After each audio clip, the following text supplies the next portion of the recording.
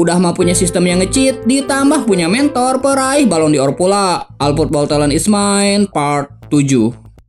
Pada akhirnya, tim Gremio FC pun kena bantai sampai 6-0. Sao Paulo sukses mengantongi 3 poin di pertandingan pertama mereka. Begitupun dengan Hoyong yang berhasil mencetak hat-trick di debut pertamanya. Bahkan lagi-lagi dia berhasil menyalin bakat lawannya. Bakat stylist politik Leopold Chaple sukses terdaftarkan di status window Hoyong. Tidak lama lagi aku mungkin bisa menyalin bakat milik Roska. Setelah pertandingan itu, Hoyong dan yang lainnya memasuki ruang ganti pemain. Dan tiba-tiba mereka dikagetkan dengan sambutan dari seseorang.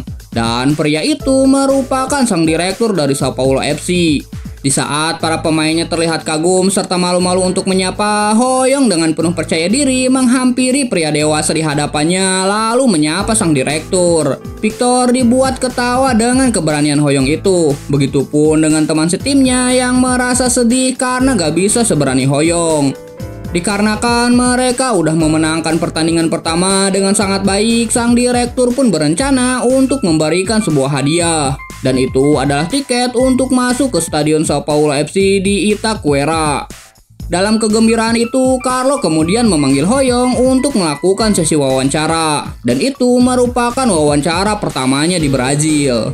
Sang pewawancara menanyakan tentang gol pertama Hoyong yang dilesahkan dari luar kotak penalti. Apakah itu suatu kebetulan atau disengaja? Dan Hoyong pun menjelaskan kalau dia sangat percaya diri dengan tembakan jarak menengahnya yang selalu dia latih. Jadi jika suatu kesempatan bertemu dengan kemampuan, maka itu bukanlah keberuntungan, melainkan hasil dari perjuangan. Si pewawancara kemudian menanyakan alasan kenapa Hoyong berlari memeluk Carlo setelah mencetak gol. Aku berlari memeluknya karena pelatih Carlo telah memberiku kesempatan untuk bermain sepak bola. Ngedengar itu, Carlo pun terlihat tersenyum bangga. Begitupun dengan sang reporter yang seolah terpesona oleh kata-kata Hoyong. Keesokan harinya di sebuah pusat latihan olahraga. Di saat teman-temannya akan menghabiskan weekend dengan menonton sepak bola bersama keluarga mereka, Monica terlihat menyendiri sambil meratapi kesepiannya. Tiba-tiba ada 2 anak laki-laki yang datang membuli Monica. Mereka mengatakan kalau Monica tidak bisa menonton pertandingan karena dia tidak memiliki tiket. Sementara mereka sudah mendapatkannya dan akan pergi menonton bersama keluarga. Saat kedua pembuli itu pergi, Monica terlihat sedih dan merindukan momen-momen hangat bersama orang tuanya. Tapi tiba-tiba bak seorang pahlawan, Hoyong menghampiri Monica sambil membawa 2 tiket pertandingan sepak bola. Dengan pipi yang kemerahan, Monica pun kemudian berterima kasih karena Hoyong telah mengajaknya. Ini merupakan kali pertamanya menonton sepak bola di stadion. Dalam perjalanannya, Monica kembali diganggu sama para pembuli sebelumnya yang mengatakan kalau Monica adalah orang buangan. Tapi alih-alih meladeni mereka, Hoyong langsung menarik tangan Monica yang ngebuat pipi tuh cewek tambah kemerahan. Sambil bergandengan, Hoyong terus menarik tangan Monica. Dan saat Monica bertanya kemana Hoyong akan membawanya, Hoyong pun langsung menunjukkan tiketnya sambil berkata kalau tempat duduk yang akan mereka tempati bukanlah di tempat umum, sideline atau VIP. Kalau begitu kita mau kemana? Dan begitu mereka sampai, Monica pun langsung dibuat kagum dengan pemandangan dari tempat duduk Sky Lounge. Sebagai informasi, Sky Lounge adalah tempat duduk dengan fasilitas yang sangat bagus. Terdapat sofa empuk, pemandangan yang bagus, serta memiliki toilet sendiri. Di saat Monica pergi untuk membeli cemilan, Hoyong kemudian mencari keberadaan pelatihnya. Dan di atas sana, Hoyong menemukan keberadaan pelatihnya bersama dengan sang direktur. Tapi ada seseorang lainnya yang sedang berbicara dengan mereka. Dan saat Hoyong menyapa pelatihnya, orang itu pun langsung menoleh ke arah Hoyong. Ternyata itu adalah Carlo Ancelotti, pelatih asal Italia. Pada pertandingan hari ini mempertemukan Sao Paulo FC melawan SC Santos. Dan yang menjadi bintang lapangan adalah Ricardo Kakà yang berseragam Sao Paulo. Carlo Ancelotti yang merupakan pelatih AC Milan pada saat itu dibuat sangat takjub dengan kemampuan Kakà di atas lapangan. Dia menginginkan bakatnya untuk bisa membantu AC Milan buat meraih Scudetto. Setelah pertandingan pembuka, kami akan mengatur jadwalnya. Selain kagum dengan bakat-bakat dari pemain Brazil, Ancelotti juga memuji Carlo yang selalu menemukan bakat menjanjikan seperti Ricardo Kakak. Dia kemudian menanyakan tentang bakat lain yang saat ini dilatih Carlo. Jika kau menanyakan tentang prospek lain, mungkin kau telah menyapanya. Seketika Ancelotti pun teringat dengan sosok Hoyong yang menyapanya sebelum pertandingan berlangsung. Sementara di tempat lain, Hoyong terlihat terpesona dengan penampilan Kakak di dalam lapangan. Seorang playmaker sempurna yang bahkan Pele sendiri sangat mengaguminya. Kapan aku bisa menyalin bakat yang dimilikinya? Di tempat duduk yang lebih tinggi, Carlo Ancelotti terus mengamati Hoyong dari belakang sambil bertanya-tanya apakah benar bocah itu adalah prospek selanjutnya yang akan menjadi penerus Kakak. Meski itu sangat sulit dipercaya, tapi dia sangat percaya dengan kemampuan pelatih Carlo dalam menemukan pemain berbakat. Dan dia berencana untuk memberitahu mata-mata pencari bakat yang ada di Brazil supaya mengamati anak itu. Saat musim dingin tiba, Hoyong berlatih seperti biasa meski dengan suhu 10 derajat Celcius. Meski Hoyong memiliki otot yang bagus, tapi ligamen dan tendonnya sangat lemah. Jika dia tidak menjaganya, maka keseimbangannya akan hancur. Itu artinya Hoyong sangat rentan akan cedera. Sang pelatih fisik terus memberikan arahan pada Hoyong untuk selalu hati-hati dalam mengubah arah tiba-tiba ketika sedang berlari.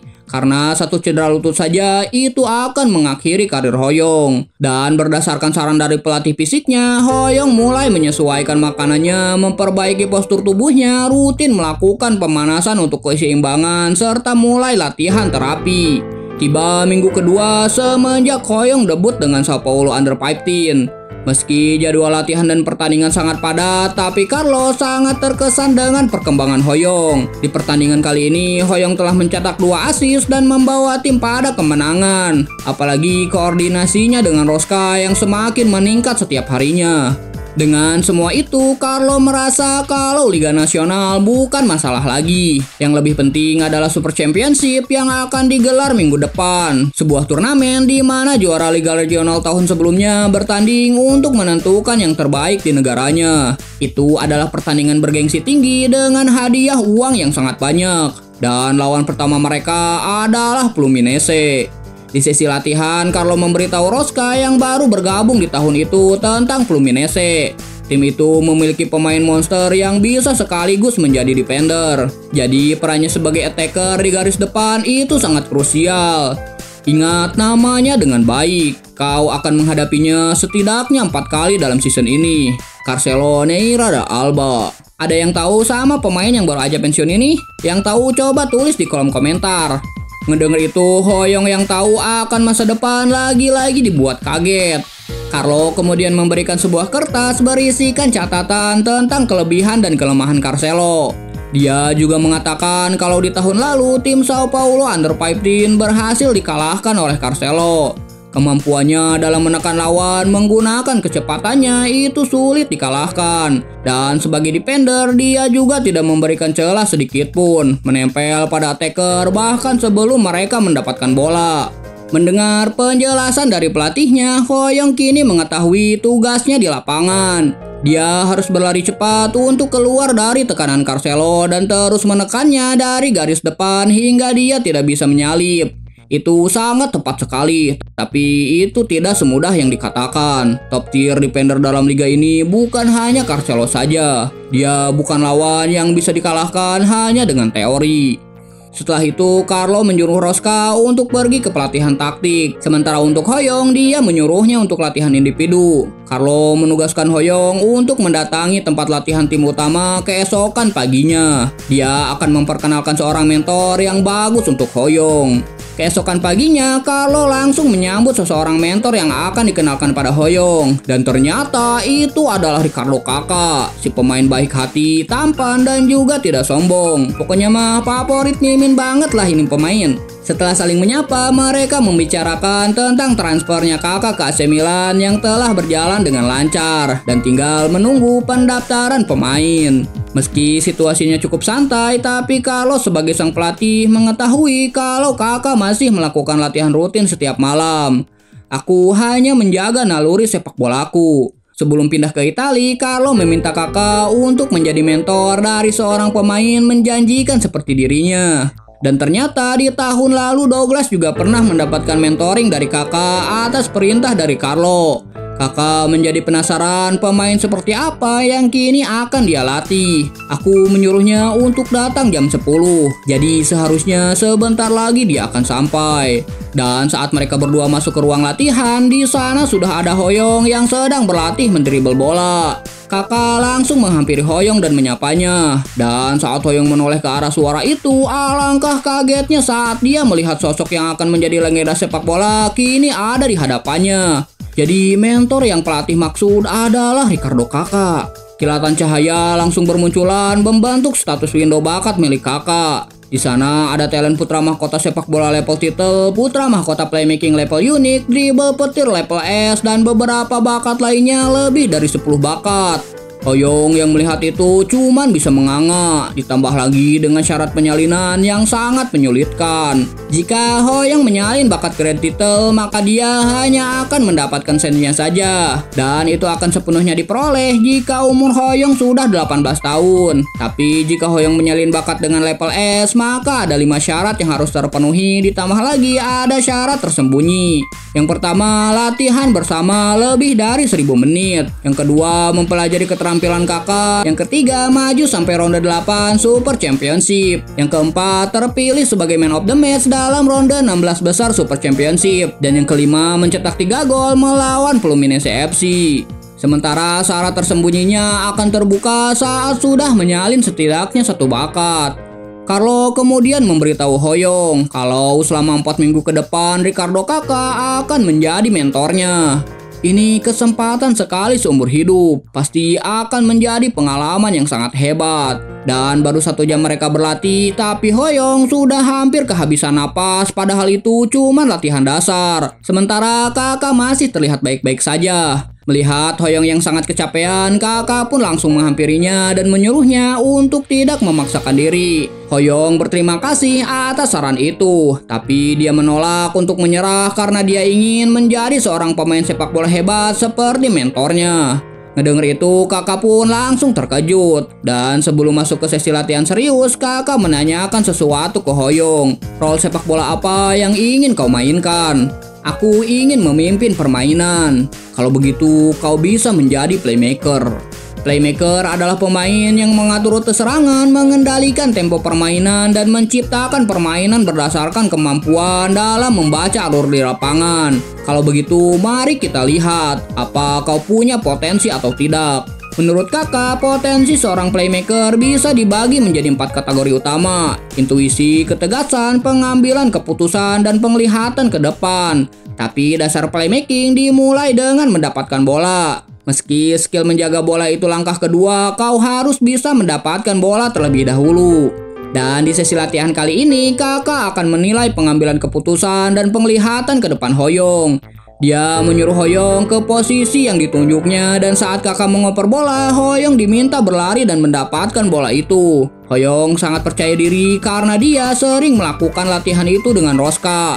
Padahal meski terlihat mudah, tapi ini lebih sulit dari kelihatannya. Kakak telah menaruh beberapa kon latihan di sana. Selain kecepatan untuk menerima bola, Hoyong juga harus mengamati area sekitar. Hoyong sudah siap berada di posisinya. Begitupun dengan kakak. Dia memulai dengan operan yang cukup sulit. Bola terus melesat melewati beberapa kon yang ada di sana. Di saat kakak menilai kalau Hoyong tidak akan bisa mendapatkannya, tapi dengan kecepatannya dan juga pengamatannya, Hoyong berhasil mendapatkan operan itu. Kakak dibuat kaget dengan latihan pertama mereka. Dia kembali teringat dengan omongan pelatih Carlo yang mengatakan meski refleks Hoyong biasa saja, tapi kecepatannya sangat luar biasa. Setelah Hoyong berhasil mendapatkan bola, kakak terus memintanya untuk kembali ke posisi awal. Kakak terus melakukan operan dengan tendangannya. Begitupun dengan Hoyong yang terus berlari untuk mendapatkan bola itu. Saat Hoyong merasa kalau dirinya sudah tidak sanggup lagi, kakak langsung menghampirinya dan menyuruhnya untuk istirahat. Kita akan mulai 10 menit lagi, jadi istirahatlah sebentar. Ngedenger itu, badan Hoyong langsung ambruk ke tanah. Latihan hari ini berjalan dengan lancar, bahkan di luar ekspektasi kakak. Seluruh alur operanya berhasil dibaca dengan baik oleh Hoyong. Ditambah lagi mentalnya yang sangat kuat dalam mengambil keputusan. Dia merasa seperti melihat dirinya versi muda. Setelah 10 menit berlalu, mereka pun kembali memulai latihan. Dikarenakan pertandingan selanjutnya Hoyong akan melawan Fluminense, maka kakak berencana membuat strategi dalam menghentikan Carcelo. Mengatasi permainan musuh dan meresponnya dengan benar adalah skill penting untuk seorang playmaker. Hoyong menghabiskan lebih dari setengah harinya setiap hari menempel pada kakak seperti bayangan kedua. Mereka menghabiskan setiap momen bersama sampai kakak pulang ke rumah. Dia juga konsisten berpartisipasi dalam latihan tim. Di hari keempat latihan, kakak menceritakan masa kecilnya kepada Hoyong.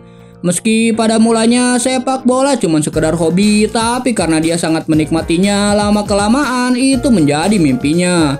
Setiap malam aku selalu ke lapangan untuk lompat tali, menendang bola, dan setelahnya aku akan berenang pagi-pagi. Dan itu dia lakukan sebelum dikenal oleh orang-orang. Bahkan ada momen di mana pelatih serta orang tuanya menekannya untuk menyerah. Tak cukup sampai di situ, pada usia 18 tahun kakak mengalami cedera parah yang melukai tulang punggungnya. Bahkan dokter pun menyuruhnya untuk tidak bermain sepak bola lagi. Tapi aku percaya pada diriku sendiri. Dan ajaibnya kakak kembali dan malah menjadi pemain hebat seperti sekarang. Kakak langsung memegang pundak Hoyong.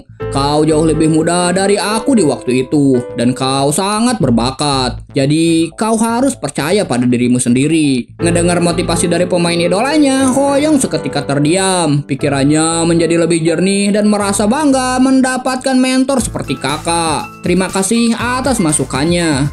Kakak kemudian bangkit mengajak Hoyong buat memulai latihan supaya lepas dari tekanan Carcelo. Trik yang bakal diajarkan ini pernah kakak gunakan saat dia masih di Sao Paulo Under 15. Dan dengan trik ini kakak berhasil melepaskan diri dari tekanan Johnny Palpes yang merupakan bek menakutkan pada masanya. Tiba hari pertandingan, para penonton terlihat lebih ramai dibanding biasanya. Dan salah satu penyebabnya adalah sebuah koran yang memuat tentang Hoyong. Di koran itu, Hoyong mendapatkan julukan sebagai kuda laut yang akan berevolusi menjadi naga. Para pemain mulai memasuki lapangan. Dan begitu peluit pertandingan dimulai, para pemain Fluminense langsung mengoperkan bola ke Carcelo. Meski gerakannya kasar, tapi dia sangat fleksibel. Hoyong langsung mengaktifkan penglihatan bakatnya. Dalam status Indo bakat milik Carcelo terdapat 9 bakat. Dan ada 3 syarat yang harus terpenuhi buat menyalin salah satu bakat milik Carcelo. Yang pertama, menerobos pertahanan Fluminense sebanyak 4 kali. Yang kedua, mencetak minimal 1 gol. Dan yang ketiga, memenangkan pertandingan. Dengan pertahanan yang sangat kokoh, Fluminense menggunakan taktik counter attack untuk memenangkan pertandingan. Dan permainan mereka itu berpusat di Carcelo. Tapi dengan latihan pengamatan yang dia dapatkan dari kakak, Hoyong pun menemukan sebuah celah untuk merusak permainan mereka. Hoyong menyuruh Rosca untuk memberikan tekanan pada pemain bernomor 2 ketika dia memberikan isyarat. Dan ketika pemain nomor 2 mengangkat tangannya meminta bola dari Carcelo, Rosca langsung menjaganya dengan sangat ketat. Melihat jalur operanya yang terputus, Carcelo pun mau tidak mau harus terus mengiring bola sendirian. Tapi tiba-tiba Hoyong sudah ada di hadapannya dan bersiap untuk merebut bola. Menyadari keberadaan Hoyong yang tiba-tiba itu, Carcelo mencoba untuk mempertahankan penguasaan bolanya. Dan dia sangat percaya diri kalau bisa mempertahankan bola itu dengan dribblenya. Carcelo sedikit mundur ke belakang untuk memperlebar jaraknya dengan Hoyong. Saat pandangannya teralihkan dengan teman setimnya yang meminta bola, Carcelo langsung dibuat kaget karena Hoyong yang langsung menekannya. Ini bukan hanya sekedar memberi tekanan biasa, tapi body checking juga. Dengan kekuatan fisik yang lebih kuat, Hoyong pun memenangkan pertarungan itu. Dia langsung melesat meninggalkan Carcelo di belakangnya. Dan keberhasilannya itu tak lepas dari peran Ricardo Kaká yang pernah mengatakan kalau pemain seperti Carcelo sangat lemah dalam body checking. Tiba-tiba Hoyong merasa aneh karena dia bisa melihat Rosca yang menyelinap ke dalam kotak penalti. Dan ternyata itu adalah efek dari midfield commander versatility level unik yang Hoyong dapatkan dari Michael Ballack, yang kini telah sepenuhnya tersalin. Dengan bakat itu, perspektifnya menjadi lebih luas dibanding sebelumnya. Hoyong langsung mengoper bola yang ada di kakinya menuju Roska yang berada dalam kotak penalti. Dia kemudian melesat ke depan dan kembali mendapatkan operan dari Roska. Di saat para pemain lawan berusaha menghentikan Hoyong, di saat itu pula Hoyong mengaktifkan stylish free kick level C plus-nya. Dan bola pun berhasil bersarang di gawang lawan. 1-0 untuk keunggulan Sao Paulo FC bertahan sampai akhir babak pertama. Di dalam ruang ganti, Carcelo terlihat sangat kesal karena ketertinggalan timnya. Apalagi saat mengingat dirinya yang dikalahkan oleh Hoyong. Dengan kebobolan 1 gol, dia masih bisa mengejarnya. Tapi masalahnya adalah orang itu. Aku tidak bisa membiarkan anak seperti dia terus menghina kami seperti ini. Memasuki menit ke-20 di babak kedua, salah satu pemain Fluminense melakukan pelanggaran yang cukup keras dan memaksa wasit untuk mengeluarkan kartu kuning. Carcelo mencoba menenangkan teman-temannya agar tidak terpancing oleh permainan Sao Paulo yang kini menggunakan strategi sepak bola rawa. Carlo kemudian memanggil pemainnya untuk segera bersiap-siap memasuki lapangan. Dan Douglas pun langsung berdiri dari kursi cadangan. Dengan masuknya Douglas Costa, permainan dari Sao Paulo menjadi lebih agresif. Dan sebagai playmaker, Hoyong terus mengamati pergerakan para pemain di lapangan sembari menemukan alur bola yang lebih efektif. Dan hasilnya para pemain lawan terlihat kesulitan untuk merebut bola. Sementara para pemain Sao Paulo berhasil menguasai bola, bahkan para penonton dibuat takjub dengan permainan dari Sao Paulo FC Under 15. Saat bola sudah memasuki garis pertama pertahanan lawan, Hoyong dan juga Douglas langsung melakukan pergerakan secara bersamaan. Douglas langsung memberikan umpan jauh ke depan dan dengan kecepatannya Hoyong pun berhasil menyusul bola itu. Dan berakhir dengan ngolongin kiper lawan. Gol kedua pun akhirnya tercipta untuk keunggulan Sao Paulo. Dan seperti biasa, selebrasi Kang Dodo dia pakai lagi. Dan pada akhirnya skor 2-0 pun tak berubah sampai babak kedua berakhir. Dikarenakan Hoyong telah menyelesaikan 3 syarat penyalinan bakat milik Carcelo, kini dia berhak memilih salah satu bakat itu. Bakat Football Genius Level A menjadi pilihan Hoyong. Dan saat bakat itu terdaftar di status window-nya, bakat itu langsung beresonansi dengan bakat Football Genius Level A milik Hoyong dan mengubahnya menjadi level A+. Di tempat lain, kita diperlihatkan dengan seorang mata-mata atau pencari bakat sepak bola yang bernama Antonio Soriano. Dia terlihat frustasi karena banyaknya pemain muda yang harus dia pantau. Dan di sisi lain, dia juga harus mengurus masalah negosiasi transfer pemain. Dia memutuskan untuk melihat Neymar Junior terlebih dahulu sebelum memantau Hoyong. 3 hari telah berlalu. Antonio terlihat duduk di tribun penonton untuk menyaksikan pertandingan antara FC Santos melawan Coritiba FC. Dan di sana juga ada beberapa wartawan yang fokus pada satu pemain dengan prospek nomor 1, yaitu Neymar Junior. Selama 1 tahun Antonio telah mengamati Neymar dan menurutnya anak itu masih kurang dalam stamina. Tapi meski begitu, dia memiliki keseimbangan yang baik, sangat lincah, memiliki langkah kaki yang cepat dan pengendalian bola yang halus. Dan di pertandingan itu, Santos berhasil jadi pemenang dengan skor 3-0. Kejuaraan tahun ini sepertinya akan diraih oleh Santos. Dan di pertandingan selanjutnya ada Sao Paulo yang akan melawan Bahia. Casemiro, Douglas, Roska, dan Hoyong kini keempatnya dimainkan sekaligus. Dan singkat cerita, pertandingan itu pun berakhir dengan skor 3-0 untuk keunggulan Sao Paulo. Antonio kini sudah siap dengan semua laporannya. Setelah melihat Wu Hoyong dalam pertandingan itu, dia bisa menilai kalau anak itu memiliki dasar yang sangat solid dan memiliki pergerakan yang unik.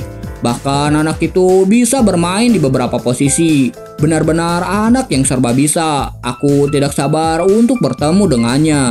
Setelah pertandingan itu, Hoyong kemudian berpisah dengan teman-teman setimnya. Dan saat berjalan sendirian itu, Hoyong didekati oleh seseorang. Itu adalah Anthony yang langsung memperkenalkan diri sebagai mata-mata dari tim sepak bola. Dia kemudian memberikan kartu namanya ke Hoyong dan di sana tertera kalau si Anthony ini adalah mata-mata dari kota Madrid, Spanyol. Kau harus mengingat ini, kalau tim Spanyol menilai bakatmu dengan sangat tinggi. Dan sebelum pergi, dia mengatakan akan selalu mendukung Hoyong. 4 hari kemudian tiba pada pertandingan putaran kedua melawan Fluminense FC. Meski agregat sementara Sao Paulo unggul dengan 2 gol, tapi Carlo meminta para pemainnya untuk tetap fokus menampilkan yang terbaik. Apalagi pertandingan kali ini berada di kandang lawan. Para pemain terlihat memasuki lapangan pertandingan. Dan saat sesi salaman, Carcelo yang kembali bertemu dengan Hoyong langsung menggenggam erat tangan Hoyong sekuat tenaga sampai Hoyong merasa kesakitan.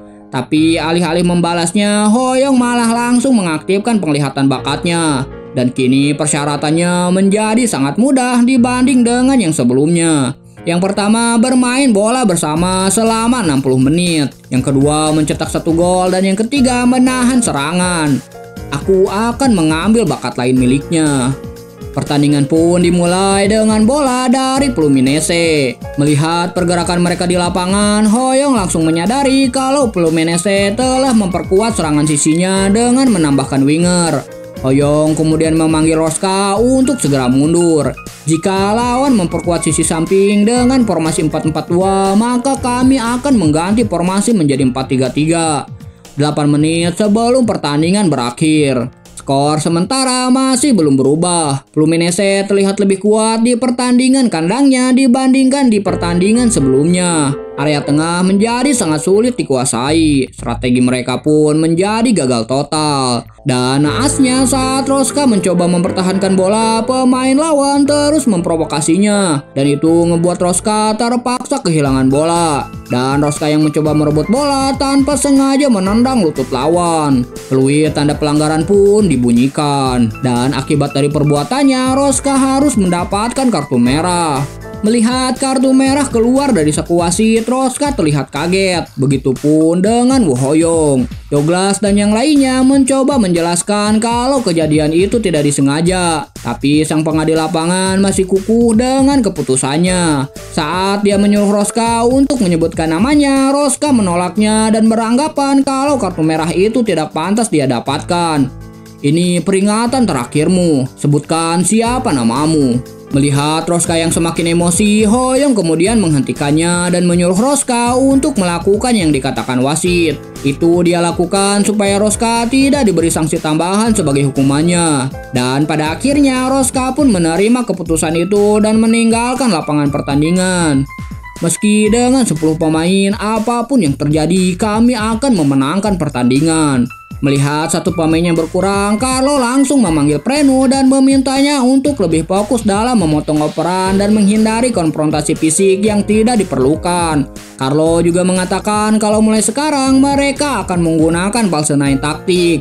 Dia menginstruksikan Douglas untuk lebih ke belakang dan jadikan Hoyong sebagai false nine. Bagi yang suka main game bola, pasti udah gak asing lagi sama strategi ini. Yang mana penyerang tengah yaitu Hoyong akan berperan dalam mengontrol permainan dan membuka ruang di sekitar kotak penalti.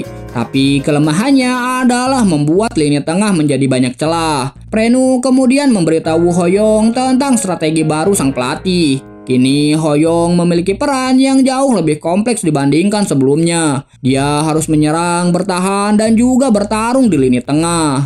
Fluminense dengan keunggulan jumlah pemain kembali memulai serangannya. Tapi tanpa lelah, Hoyong terus berlari untuk melaksanakan perannya di lapangan. Tapi karena celah yang ditinggalkan Rosca terlalu besar, ditambah Carcelo yang semakin maju ke depan, membuat pertandingan itu menjadi semakin sulit. Bahkan kini Fluminense berhasil menciptakan 1 gol. Di saat Hoyong kembali menyemangati teman-temannya, para pendukung dari tuan rumah semakin bergemuruh menyemangati Fluminense FC. Dan itu ngebuat mental para pemain Sao Paulo semakin terintimidasi. Bahkan tak terkecuali dengan Prenu yang merupakan kapten tim. Dan beberapa menit kemudian, Carcelo berhasil mencetak gol lagi yang mengakhiri babak pertama dengan skor 2-0 untuk keunggulan Fluminense. Di ruang ganti, para pemain Sao Paulo terlihat sangat marah dengan kondisi mereka saat ini. Carlo yang belakangan masuk mulai mengambil napas panjang. Menyedihkan, kenapa kalian sangat terintimidasi? Apa yang kalian takutkan? Renu kemudian mengangkat tangannya dan mengatakan kalau dia merasa seperti akan melakukan pelanggaran meski hanya bersentuhan sedikit saja dengan pemain lawan. Secara tidak sadar mereka bermain lebih hati-hati untuk menghindari pelanggaran. Carlo kemudian menjelaskan, meski dia menyuruh mereka untuk lebih berhati-hati dengan konfrontasi fisik, tapi bukan berarti dia menyuruh mereka untuk bermain pasif. Meski ini pertandingan semi profesional, tapi Carlo menyuruh mereka untuk berpikir seperti profesional. Dan itu adalah sesuatu yang selalu diajarkan. Aku mengerti dengan sikap kalian saat ini, tapi tidak dengan penggemar dan juga klub. Tujuan kita adalah untuk menang dan untuk mencapai itu, setidaknya kalian harus menunjukkan semua yang sudah kalian siapkan. Kata-kata itu membuat para pemain menjadi termotivasi kembali. Saat Hoyong akan kembali masuk ke lapangan, Roska kemudian menanyakan alasan Hoyong menghentikan protesnya ke wasit. Tapi sebelum Hoyong menjawab, dia mengucapkan terima kasih karena kepedulian Hoyong itu. Lakukan yang terbaik demi aku juga. Tentu saja aku akan melakukannya. Dan bersambung. Jika kalian suka sama alur cerita manhwa ini, jangan lupa like, komen, dan juga subscribe. Bye.